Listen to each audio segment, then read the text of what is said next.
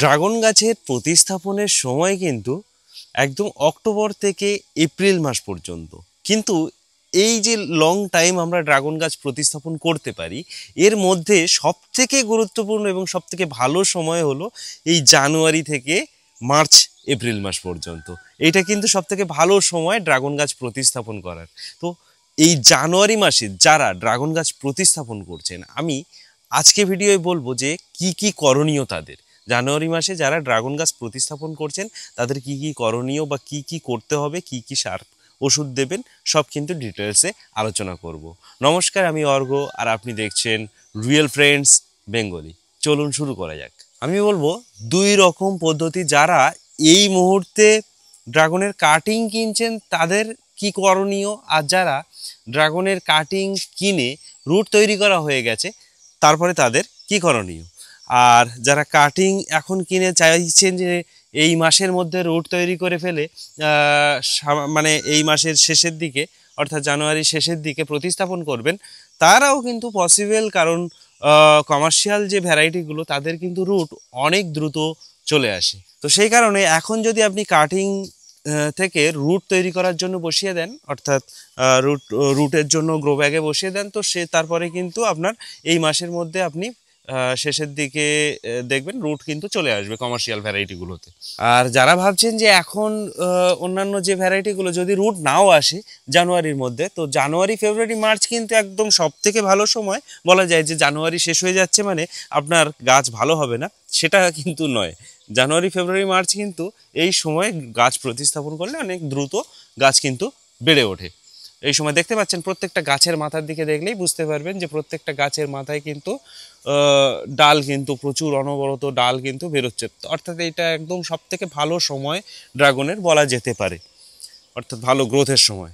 এইরকম একটা ভালো সময় যদি আপনি কাটিং নেন, তাহলে কাটিংয়ে কিন্তু নিচের দিকে কি করতে হবে দেখতে পাচ্ছেন, এটা একটা কাটিং। এটা অসি গোল্ড বা আইসিস গোল্ড যেটাকে বলা হয়, অস্ট্রেলিয়ান গোল্ড বলা হয় অনেকে বলেন। তো এই ভ্যারাইটিটার আমি একটা কাটিং আপনাকে দেখাচ্ছি। এটা অর্ডারের চারা। তো এই যে কাটিংটা, এই নিচে দেখতে পাচ্ছেন এখানে কাটিংটা কিভাবে কাটা হয়েছে, সামান্য একটু বোন বার করে দেওয়া হয়েছে। তো এইটা কিন্তু কাজ আপনাকে ভালো পরিষ্কার স্যানিটাইজ করা ছুরি নিয়ে আপনি কিন্তু এরকম বোনটা বার করে নেবেন। বোনটা বার করে নেওয়ার পরে তারপরে কিন্তু এটাকে কি করতে হবে, ফাঙ্গিসাইড একটু সামান্য, দেখতে পাচ্ছেন সাদা সাদা লেগে আছে, ফাঙ্গিসাইড একটু সামান্য জলে একটু নিচেটা লাগিয়ে, যেখানটা কাটবেন সেটা লাগিয়ে আপনি কিন্তু রেখে দিতে পারেন। রেখে দেবেন। এবার কত সময় রাখবেন, এটা রাখবেন 3 থেকে 4 দিন রেখে দিন।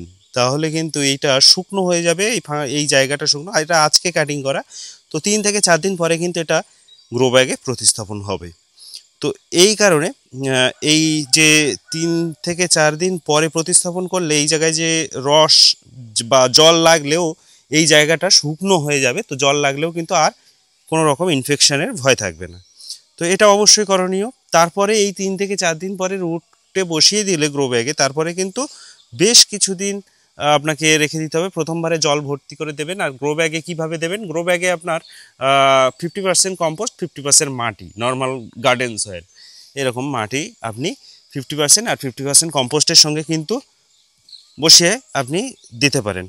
এবং দেখবেন সেটা মোটামুটি 8 থেকে 10 দিন, যদি রুট হরমোন দেন তাহলে 7-8 দিন কি 10 দিনের মধ্যে রুট দেওয়া শুরু করবে। আর যদি রুট হরমোন না দেন তাহলে কিন্তু 15 দিন, 10 থেকে 15 দিন পরে কিন্তু রুট দেওয়া শুরু করবে এবং সেটা কিন্তু 1 মাসের মধ্যে রুট কমপ্লিট হয়ে যাবে। রুট কিন্তু রেডি হয়ে যাবে, আপনি কিন্তু বসাতে পারবেন চারাটা। এরকম রুট হয়ে গেলে আপনি মোটামুটি এরকম গ্রো ব্যাগে সব বসানো দেখতে পাচ্ছেন, এগুলো সব এরকম রুটিংয়ের জন্য দেওয়া আছে, এদিকেও আছে। এরকম রুট হয়ে যাওয়ার পরে কিন্তু আপনার তুলে কি করণীয় সেটা কিন্তু এবার আলোচনা করব। এইবার আপনি মাটি রেডি করে ফেলুন। মাটি যেহেতু আপনি এর আগে একটা ভিডিওতে আমি বলেছিলাম কিভাবে পোল পোঁততে হবে। তো পোল পোঁতা হয়ে গেলে, পোল অর্থাৎ এই যে সিমেন্টের পোলগুলো দেখতে পাচ্ছেন, সিমেন্টের পোলগুলো মেপে বসিয়ে দেবেন। আমি আরেকবার মাপটা বলে দিচ্ছি।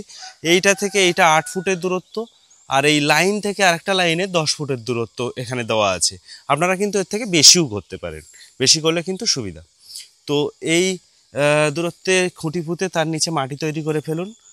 কম্পোস্ট, হাড় গুঁড়ো, শিংকুচি, আপনার গোবর সার সব রকম মিশিয়ে আপনি কিন্তু মাটি করতে হবে। একটু কম্পোস্টটা বেশি পরিমাণে দেবেন, কম্পোস্ট এবং গোবর সারটা বেশি পরিমাণে দেবেন। আর 100 গ্রাম হাড় গুঁড়ো, 100 গ্রাম শিংকুচি, সিউইড, নিমখোল, এগুলো সব 100 গ্রাম, এবং নিমখোলটার 200 গ্রাম আপনি পরিমাণ দিয়ে মাটি তৈরি করে ফেলুন। এবার এই মাটিটা আপনি গোড়ায় তো তৈরি করে ফেলেছেন, মাটির সঙ্গে কিন্তু সুন্দর করে মিশিয়ে ফেলবেন প্রত্যেকটা। দেখতে পাচ্ছেন প্রত্যেকটা গোড়ায় এরকম, আমি ভালো করে দেখিয়ে দিলে আপনি বুঝতে পারবেন। এই যে দেখতে পাচ্ছেন এই জায়গাটা কিন্তু প্রচণ্ড সারি জায়গা, একদম এরকম কম্পোস্ট দেওয়া হয় সব সময়।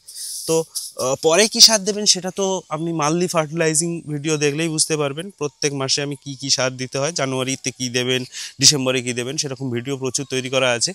তো এরকম প্রত্যেক মাসে আপনি চ্যানেলটা ফলো রাখলে আপনি কিন্তু আপনার গাছ সুস্থ থাকবে, এটা কিন্তু অবশ্যই বলতে পারি। তাই চ্যানেলটাকে এক্ষুনি যদি সাবস্ক্রাইব এখনও না করে থাকেন তাহলে করে রাখুন, তাহলে কিন্তু কাজে লাগবে। এবার এই মাটি রেডি হয়ে যাওয়ার পরে তারপরে কিন্তু আমরা মাটিতে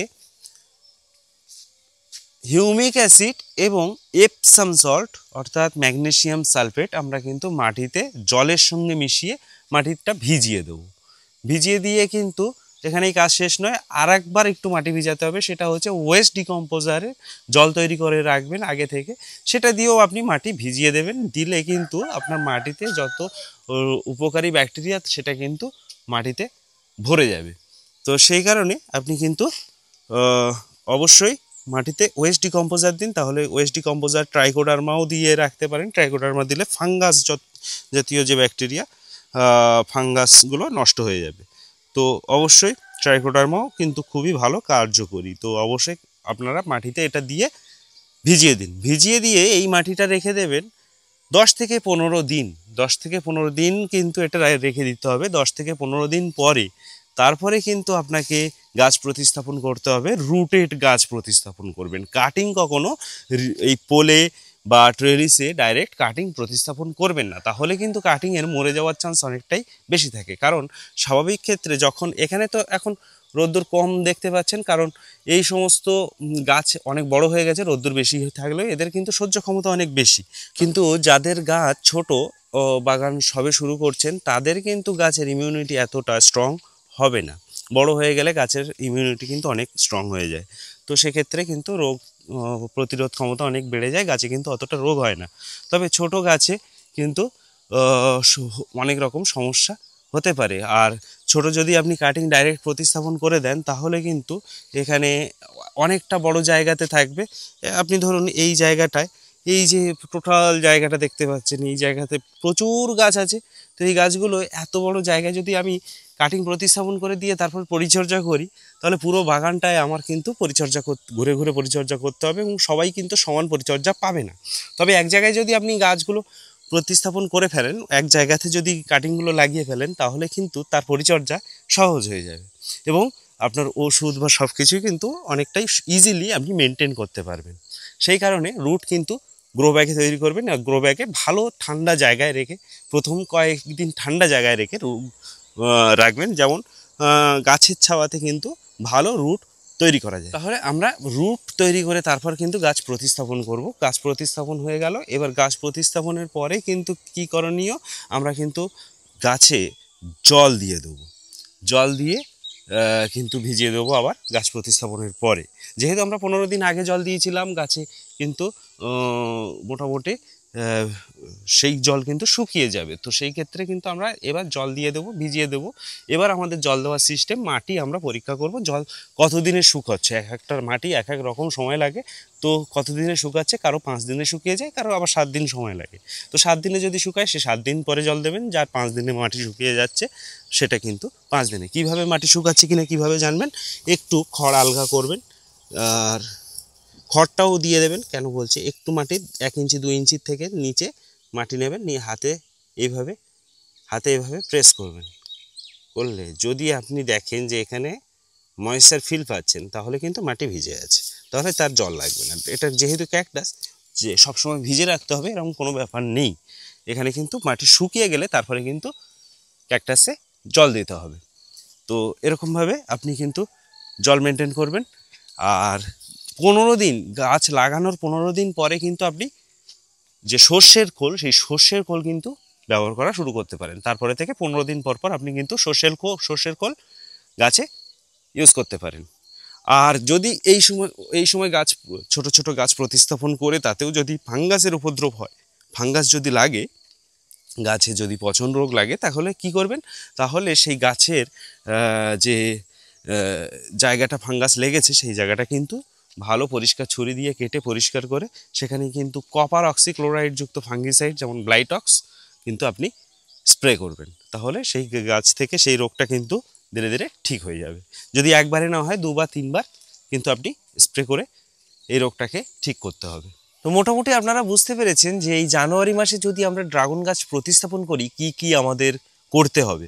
তো আপনারা ন্যাচারালি গাছের যদি আপনি সঠিক যত্ন নেন, সঠিকভাবে যদি গাছ প্রতিস্থাপন করেন, তাহলে কিন্তু আপনার গাছ অনেক তাড়াতাড়ি গাছ উপরে উঠে যাবে, অর্থাৎ রিং ক্রস করবে এবং অনেক দ্রুত ফল আসবে। অনেকে বলে যে 6 মাসের মধ্যে ড্রাগন গাছে ফল আসে, সেটাও কিন্তু পসিবল। 6 থেকে 8 মাস, আমার তো 8 মাসে 6 মাসে অনেক গাছেই ফল এসছে আমি দেখেছি। তো আসে, ফল অবশ্যই আসে যদি আপনি সঠিক পরিচর্যা করেন তবে। আর আপনারা জানেন আমার মাধ্যমে প্রায় 100 বা তার বেশি ড্রাগন ফলের ভ্যারাইটি আপনারা কালেকশন করতে পারবেন। কি করতে হবে তার জন্য স্ক্রিনে যে নাম্বারটা দেখতে পাচ্ছেন এখানে, এই নাম্বারে কিন্তু আমার সঙ্গে কন্ট্যাক্ট করতে পারেন হোয়াটসঅ্যাপে যদি চারা লাগে তাহলে লিখবেন প্রাইস লিস্ট বা ভ্যারাইটি লিস্ট, জাস্ট এইটুকু লিখে আমাকে সেন্ড করে দেবেন।